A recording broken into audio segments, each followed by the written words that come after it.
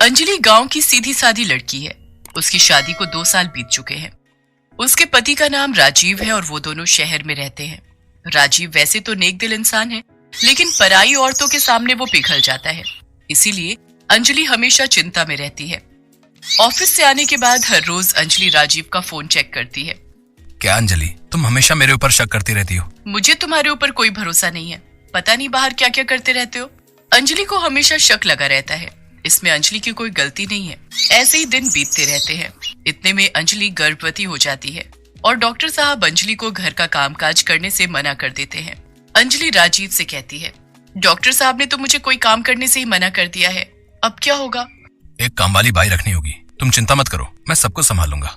राजीव काम वाली बाई की खोज करता है और 2 दिन बाद रूपा नाम की एक औरत घर पर चली आती है और कहती है, मैंने सुना है आप लोग काम वाली की तलाश में हो, मुझे रख लो, मैं बहुत अच्छा काम करती हूँ।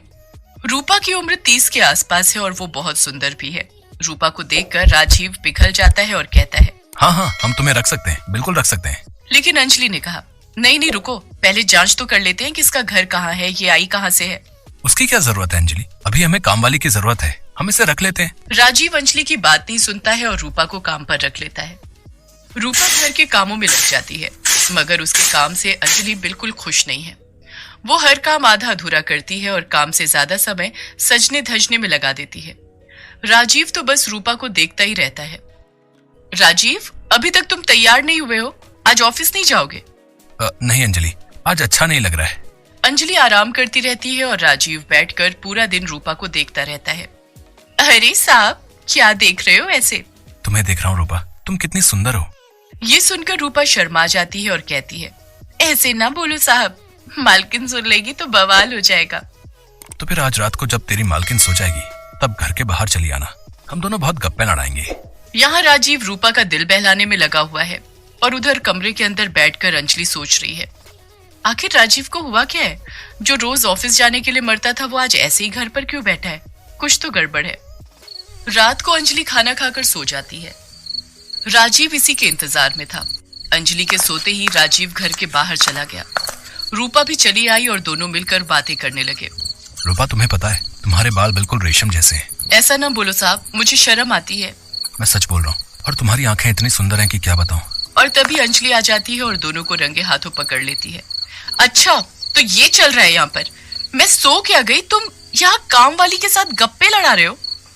अंजलि को देखकर दोनों घबरा जाते हैं। रूपा डरी हुई आवाज में कहती है, अब नहीं मालकिन, मेरा कोई दोष नहीं है, साहब ने ही मुझे बुलाया था। अरे हाँ अंजलि, मैंने ही रूपा को बुलाया था। असल में रूपा के पिता की तबीयत बहुत खराब है, इसलिए सोचा था कि उसे कुछ पैसे दे दूं। ये लो रूपा, 2000 रुपए, अब जाओ यहाँ से। रूपा पैसे लेकर चली जाती है, लेकिन अंजलि का शक नहीं जाता। अगले दिन से अंजलि ने रूपा की निगरानी करनी शुरू कर दी। ये रूपा मुझे कुछ ठीक नहीं लग रही है और राजीव का तो कोई भरोसा ही नहीं है। ऐसे ही कुछ महीने बीत गए। इन महीनों में राजीव रूपा पर पूरे तरीके से फिदा हो गया। उसने रूपा की तनख्वाह भी बढ़ा दी। रूपा भी काम चोरी करने लगी। एक दिन अंजलि ने देखा कि उसके कमरे से उसकी घड़ी गायब है। अंजलि ने इधर उधर ढूंढा लेकिन घड़ी नहीं मिली। अंजलि ने कहा, घड़ी ऐसे तो गायब नहीं हो सकती, कल रूपा आई थी यहाँ, जरूर उसी ने ली होगी, उसके ऊपर मुझे पहले से ही डाउट था। अंजलि की बात सुनकर राजीव ने कहा, अरे नहीं अंजलि, रूपा इतनी बुरी भी नहीं है, तुम्हारी घड़ी कहीं गिर गई होगी। राजीव मानने को राजी ही नहीं कि रूपा ऐसा कर सकती है। उसके बाद से हर 2 दिन में घर से कुछ न कुछ गायब होने लगा।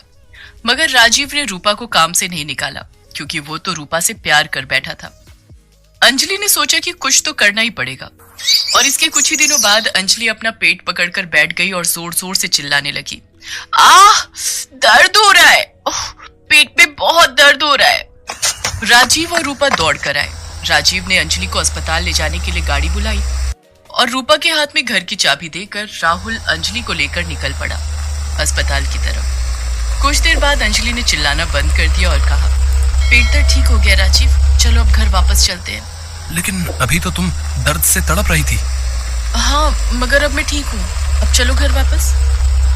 ड्राइवर ने गाड़ी घुमा ली। घर के सामने पहुंचते ही अंजलि ने देखा कि घर का दरवाजा खुला हुआ है। अंजलि राजीव के साथ घर के अंदर घुस गई और उसके बाद जो हुआ वो राजीव ने कभी सोचा भी नहीं था। उन दोनों ने देखा कि रूपा घर का सारा सामान इकट्ठा करके एक पोटली में बांध रही है। दोनों को देखकर रूपा चौंक गई। अरे, अब आप दोनों तो अस्पताल जाने वाले थे।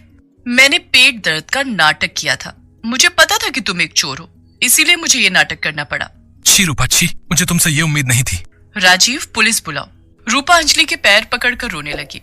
मुझे माफ कर दो मालकिन, मुझसे गलती हो गई। मगर अंजलि ने एक भी बात नहीं सुनी। कुछ देर बाद पुलिस आ गई और रूपा को अरेस्ट करके ले गई। अंजलि ने राजीव से कहा, देखो राजीव, बीवी के अलावा और कोई सगा नहीं होता। राजीव ने अंजलि से माफी मांग ली। मुझे माफ कर दो अंजलि, आज मुझे समझ में आ गया है कि इस दुनिया में अगर कोई मुझसे सबसे ज्यादा प्यार करता है तो वो तुम हो। आज से मैं किसी भी औरत को आंख उठाकर भी नहीं देखूंगा। राजीव सुधर गया और इसके बाद से उसने और किसी औरत से बात भी नहीं की। कुछ महीनों बाद दोनों को एक बेटा हुआ और सभी खुशी खुशी रहने लगे।